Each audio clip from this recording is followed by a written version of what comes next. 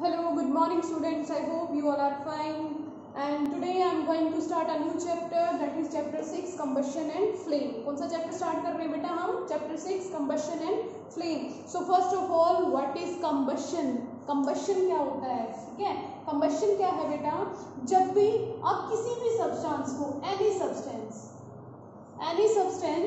that react with oxygen, जो oxygen के साथ क्या करता है, रिएक्ट करता है, और रिएक्ट करने पे क्या प्रोड्यूस करता है, हीट और लाइट। ठीक है, रिएक्ट करने पे क्या करेगा, हीट और लाइट प्रोड्यूस करेगा, तो उस प्रोसेस को हम क्या बोलते हैं, कंबशन। क्या बोलते हैं बेटा, combustion. What is combustion? Any substance when react with oxygen and it start producing heat and light, it is known as the combustion. Like क्या दे रखा कि भाई एक मैग्नीशियम का रिबन, मैग्नीशियम क्या होता है बेटा, मेटल। मेटल का ऐसे पतला सा बिल्कुल रिबन मिलता है, आपको लैब में मिल जाएगा। उस मैग्नीशियम के रिबन को जैसे ही आप बर्न करोगे, ठीक है, मीन्स आपने लाइटनिंग प्रोड्यूस की और आपने क्या किया, उसको जलाना स्टार्ट किया। हम जला किसकी वजह से रहे हैं, क्योंकि एयर में क्या प्रेजेंट है, ऑक्सीजन। तो जैसे ही मैग्नीशियम के साथ क्या करेगा, ऑक्सीजन रिएक्ट करेगा, तो बहुत ही अच्छी सी फ्लेम प्रोड्यूस करेगा। ये व्हाइट कलर की फ्लेम दिखाई देगी, मतलब जब आप मैग्नीशियम रिबन को जलाओगे तो व्हाइट कलर की आपको फ्लेम निकलती देगी, ब्राइट, बिल्कुल व्हाइट और चमकती हुई। तो इसने क्या प्रोड्यूस किया, हीट और लाइट प्रोड्यूस किया। ठीक है, और जलने के बाद जो बच जाता है वो क्या होता है, ऐश। और उस ऐश में क्या होती है, मैग्नीशियम ऑक्साइड, क्योंकि मैग्नीशियम ने ऑक्सीजन के साथ रिएक्ट करके क्या बना दिया बेटा, मैग्नीशियम ऑक्साइड। तो एनी सब्सटेंस, आप लकड़ी जला रहे हो, आप वुड को बर्न कर रहे हो, एक्चुअली वुड में क्या है, कार्बन। वो कार्बन जल रही है ऑक्सीजन के साथ, और क्या कौन सी गैस रिलीज होती है बेटा, कार्बन डाइऑक्साइड, और साथ में क्या प्रोड्यूस होता है, हीट एंड लाइट। आप लकड़ी जलाते हो, आपकी फ्लेम आती है ना, हीट प्रोड्यूस हो रही है, लाइट प्रोड्यूस हो रही है। तो कोई भी सब्सटेंस जब बर्न करता है, बर्न किसकी वजह से करेगा, because of oxygen that will produce heat and light, उसको हम क्या बोलते हैं बेटा, कंबशन। क्या बोलेंगे, कंबशन। अब आपको कुछ टर्म्स दे रखी हैं, जब आपको कंबशन पढ़ना है तो आपको वो टर्म सीखनी जरूरी है। तो फर्स्ट टर्म क्या बेटा है, क्या है बेटा, कंबस्टिबल सब्सटेंसेस। क्या होगी फर्स्ट टर्म आपकी, कंबस्टिबल सब्सटेंसेस। कंबस्टिबल जो सब्सटेंसेस जिनको कंबशन करवाया जा सकता है, या जो बर्न होते हैं, मीन जो जिन सब्सटेंसेस को हम जला सकते हैं इन द प्रेजेंस ऑफ ऑक्सीजन, उनको क्या बोलेंगे बेटा, कंबस्टिबल सब्सटेंसेस। जिन सब्सटेंसेस को क्या करते हैं, दो सब्सटेंसेस विच कैन बर्न, जिनको हम क्या कर सकते हैं, बर्न कर सकते हैं, that they will produce heat और लाइट, उनको क्या बोलेंगे, combustible substance. Example, petrol, petrol में तभी आग लग जाती है ना, कंबस्टिबल सब्सटेंस है। एलपीजी, लिक्विफाइड पेट्रोलियम गैस, आपके घर में कुकिंग होती है, दैट इज आपका combustible substance. Kerosene, would, paper, सभी किसकी एग्जांपल है बेटा, कंबस्टिबल सब्सटेंसेस की। देन आता है non combustible substances. Non combustible substances, जो सब्सटेंसेस जिनको आप जला नहीं सकते हो, that can not burn in the presence of oxygen, जिनको आप बर्निंग की हेल्प से जला नहीं सकते, means a substance which, the substance which do not burn in air, means ऐसे सब्सटेंस जो एयर में नहीं जलेंगे, do not burn in air. Air का मीनिंग ऑक्सीजन की प्रेजेंस में जो नहीं जल रहे हैं वो क्या है, non combustible substances. Example, water, पानी में आग लगती है, देखा है कभी, ग्लास, सीमेंट, सब किसके एग्जांपल है बेटा, नॉन कंबस्टिबल सब्सटेंस की। देन आता है supporter for combustion. Then next हम आप लोगों ने क्या पढ़नी है बेटा, सपोर्टर ऑफ कंबशन। कुछ ऐसी चीजें हैं, सॉरी, सपोर्टर ऑफ कंबशन, कुछ ऐसी चीजें हैं जो कंबशन के लिए जरूरी है, जिनके बिना कंबशन नहीं होगा, जिनकी हेल्प से कंबशन नहीं होगा, उनको क्या बोलते हैं बेटा, supporter of combustion. A substance which help in combustion, जो कंबशन करवाने में हेल्प करेगा, जो बर्निंग करवाने में हेल्प करेगा, उसको क्या बोलेंगे, supporter of combustion. Like air में ऑक्सीजन जो प्रेजेंट है, कंबशन की सपोर्टर है बेटा। ठीक है, देन नेक्स्ट टर्म आती है इग्निशन टेम्परेचर। इग्निशन टेम्परेचर, आपके पास एक माचिस है, like this is the box of a माचिस, मैस्टिक बॉक्स है, यहाँ पे माचिस प्रेजेंट है। अब यहाँ पे कुछ सब्सटेंस दिया गया होता है, ये होता है फॉस्फोरस, रेड कलर का सब्सटेंस होता है रेड फॉस्फोरस। जब तक आप माचिस की तिल्ली को इस फॉस्फोरस के साथ नहीं घिसाते हो, रब नहीं करते हो, तो क्या माचिस जलती है? नहीं जलेगी। जब आप उसको ऐसे रब कर रहे हो तो एक्चुअली में वो क्या हो रहा है बेटा, वहां पे हीट प्रोड्यूस हो रही है, फ्रिक्शन हो रहा है, दो सरफेस क्या एक दूसरे के साथ टकरा रहे हैं, तो क्या होगा, फ्रिक्शन की वजह से वहां पे क्या प्रोड्यूस हो रही है, हीट प्रोड्यूस हो रही है। और जब वो हीट प्रोड्यूस होती है ना, तो उसकी वजह से टाइम आता है कि फॉस्फोरस जलना स्टार्ट हो जाता है। मीन्स हर एक सब्सटेंस को जलाने के लिए एक मिनिमम टेम्परेचर चाहिए। क्या चाहिए? एक मिनिमम टेम्परेचर। तो किसी चीज का, किसी भी सब्सटेंस का वो मिनिमम टेम्परेचर जिस पे वो जलना स्टार्ट करता है उसको क्या बोलते हैं? Ignition temperature. क्या बोलेंगे बेटा? Ignition temperature. The minimum temperature at which a substance start to burn is known as the ignition temperature. उसको क्या बोलेंगे? मींस लोवेस्ट टेम्परेचर जिस पे कोई सब्सटेंस जलना स्टार्ट करेगा।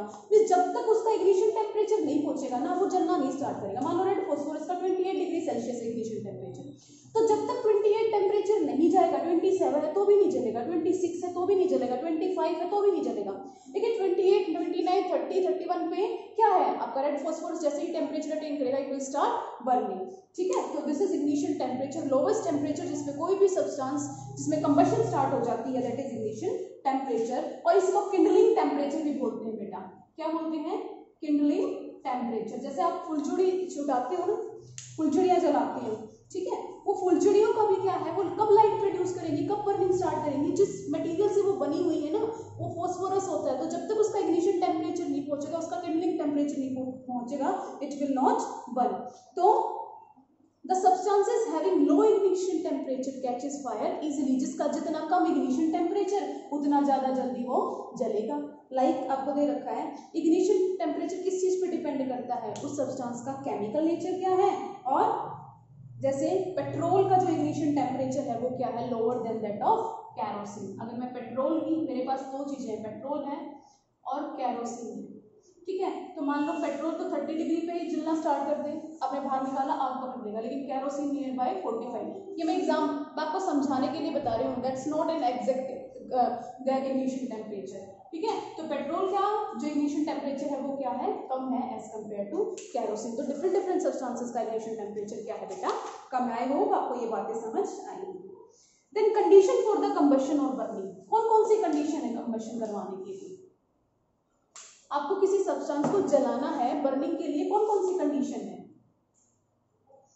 फर्स्ट कंडीशन, एयर में ऑक्सीजन होनी चाहिए, एयर शुड कंटेन ऑक्सीजन, ठीक है। Second condition, presence of combustible substance. जब तक जो सब्सटेंस वो कंबस्टिबल ही नहीं है, अब पानी में ऑक्सीजन भले ही आग थोड़ी ना पकड़ेगा, तो सबसे पहले क्या होना चाहिए? Presence of combustible substance. Then presence of supporter of combustion. और सपोर्टर कौन है? ऑक्सीजन। ऑक्सीजन कहाँ पे प्रेजेंट होती है? एयर में। कितने परसेंट होती है? 21%, ठीक है। तो आपको एक एक्टिविटी दे रखी है बेटा बुक के अंदर, एक्टिविटी नंबर 2, कि हमें air as a combustion supporter चाहिए। कैसे? इसमें क्या किया, आपको एक सामने टेबल ली गई है, टेबल पे कैंडल जल रही है, जलती रहेगी।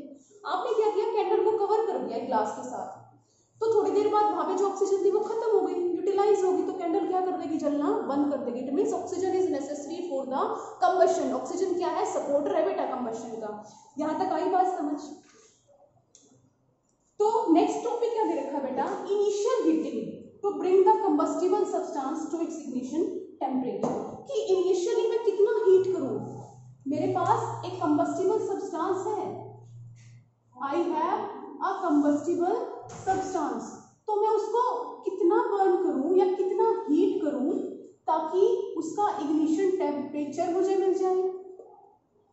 मुझे इग्निशन टेम्परेचर अटेन करना है, तो मैं उसका कितना हीट करूं। तो कॉमन एक्सपीरियंस, अगर आप कोल, कैरोसिन, एलपीजी अपनी बुक साथ लेके बैठो बेटा, एक्सेट्रा, वो अपने आप से आग नहीं पकड़ते। Do not catch fire on their even when placed in the air for long. अब कैरोसिन को रख दो, एलपीजी को रख दो, ऐसे ही आग नहीं पकड़ेंगी। जब तक उनका इग्निशन टेम्परेचर नहीं जाता है, they will not catch fire, ठीक है। तो इन कंबस्टिबल सब्सटेंसेस को एक थोड़ी सी जर्क की जरूरत होती है। आपके घर में एलपीजी गैस खुली छूटी, जब तक आप लाइटर ऑन नहीं करोगे ना तो आग नहीं जलेगी। वो लाइटर जो काम है वो किसका काम कर रहा है, जर्क का, ठीक है, एक सपोर्टर का काम कर रहा है। तो इनको एक स्पार्क चाहिए बर्निंग करवाने के लिए। क्या चाहिए बेटा, एक स्पार्क। अब जैसे मैं यहाँ पे क्या है, एलपीजी है, एलपीजी आपके एयर में प्रेजेंट है, तो जब तक मैं लाइटर का यूज करके, ठीक है, और इसके जो पार्टिकल्स है उसको इग्नाइट नहीं करूंगी, जलाऊंगी नहीं, मींस इसके इग्निशन टेम्परेचर तक नहीं पहुंचूंगी, तो ये सब्सटेंस नहीं जलेगा, इसमें कंबशन नहीं होगा, ठीक है।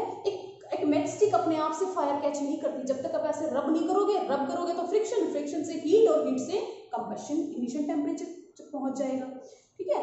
तो कोई भी सब्सटेंस जब जिस टेम्परेचर पे जलना स्टार्ट कर देता है, that is it's ignition temperature, और सभी सब्सटेंसेस का, different substances have different ignition temperature. Next बात करते हैं बेटा, कंट्रोल ऑफ फायर और बर्निंग। कहीं आग लग जाती है, ठीक है, कैसे कंट्रोल करोगे, यू शुड हैव नॉलेज। आपके घर में कोई कंडीशन हो जाए, आपके आसपास में हो रहा है, तो आपको नॉलेज होनी चाहिए कि भाई अगर एक्चुअली में कहीं पे बर्निंग हो रहा है, फायर लगी हुई है, कंबशन हो रहा है, तो आप उसको कैसे रोकोगे, ठीक है। हमें कंबशन को क्या करना है, स्टॉप करना है। तो फर्स्ट मेथड जो आपकी बुक में दिया हुआ है, अब देखो हमें जलाने के लिए क्या क्या चाहिए, oxygen, combustible substance and ignition temperature। Clear है, जलाने के लिए तीनों चीजें चाहिए। अगर मैं इन तीनों में से किसी एक को भी खत्म कर दूं, ठीक है, आग लगी हुई है, अगर इसमें से मैं किसी एक को भी खत्म कर दूं, रोक दूं, तो ये आग क्या है बेटा, बंद हो जाएगी, कंबशन क्या है, बंद हो जाएगी। एक अच्छी सी बात समझो, कोई बंदा है, ठीक है, उसको आग लग जाती है, मान लो लाइक, अरे कुछ ज्यादा ही ऐसा बन गया भाई, कोई बात नहीं, ठीक है, लाइक इज अ पर्सन और उसको आग लगी हुई है, जल रहा है, आप क्या करते हो जनरली, ब्लैंकेट उड़ा देते हो इस बंदे को, ब्लैंकेट डाल दिया, आग बुझ गई। क्यों, ब्लैंकेट ने क्या किया, ऑक्सीजन की सप्लाई को कट ऑफ कर दिया। क्या कर दिया, ब्लैंकेट ने ऑक्सीजन की सप्लाई को कट ऑफ कर दिया, तो सपोर्टर खत्म हो गया। अब सपोर्टर के बिना आग कैसे जलेगी, तो आग रुक जाएगी। तो आपने क्या किया, ऑक्सीजन को हटा दिया, एयर के उसके कंबशन के सपोर्टर को हटा दिया। दूसरा, कंबस्टिबल सब्सटेंस, जिस चीज में आग लगी हुई है अब उसी को खत्म कर दो। तीसरा, इग्निशन टेम्परेचर पहुंचा हुआ है, जैसे आग लगी हुई तो पानी डालते हैं, पानी क्या करता है बेटा, इग्निशन टेम्परेचर कम कर देता है। जैसे इग्निशन टेम्परेचर से कम चला जाएगा, आग वहीं की वहीं बंद हो जाएगी। तो आप क्या कर सकते हो, by removing the combustible substance from the place, by cutting the supply of supporter of combustion, and by lowering the temperature of the burning object below its ignition temperature. तीन तरीके से आप क्या कर सकते हो, कंट्रोल कर सकते हो फायर को।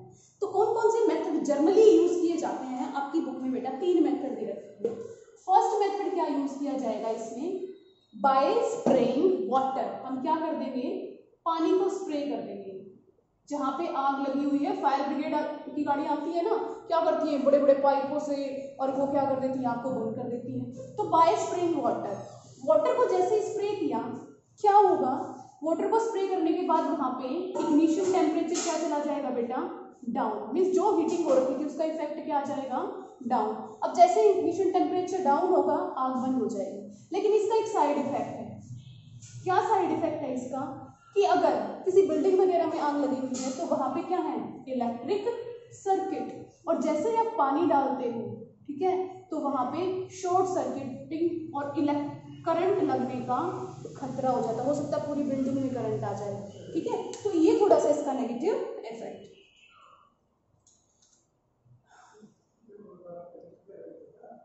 तो हमें पानी, दूसरी चीज, एक और चीज, जहां पे तेल में आग लगी हुई हो, ऑयल फायर हो, ठीक है, वहां पे कभी भी पानी का यूज मत करो। क्यों बेटा, ये तेल है, पानी तेल से क्या होता है, भारी, तो जैसे ही पानी डालोगे, पानी तो इसके नीचे आ जाएगा। मान लो this is water and this is oil, तो पानी तो नीचे आ गया और आग क्या है ऊपर, ऑयल क्या है, ऑयल में आग लगी रहेगी, जलता रहेगा। तो जहां पे भी ऑयल फायर हो, we should never use water, ठीक है। अब सेकेंड मेथड क्या है, by spraying highly volatile compound like such carbon dioxide and tetrachloride.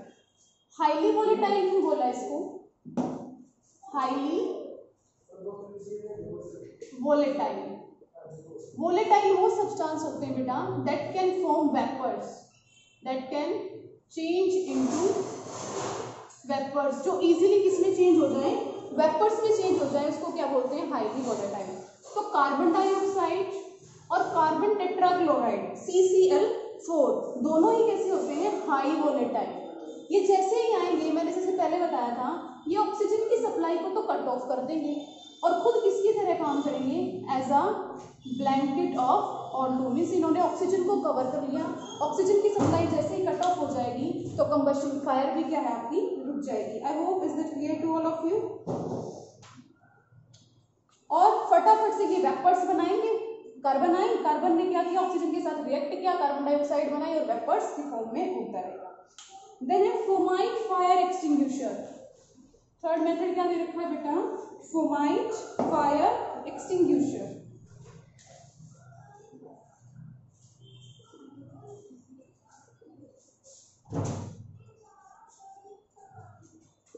Fomite fire extinguisher कैसे काम करते हैं बेटा, ये फोम की लेयर बना देते हैं। मान लो यहाँ पे आग लगी हुई है तो उसके फोम रिलीज कर देते हैं, तो चारों तरफ फोम की क्या बन जाती है, लेयर।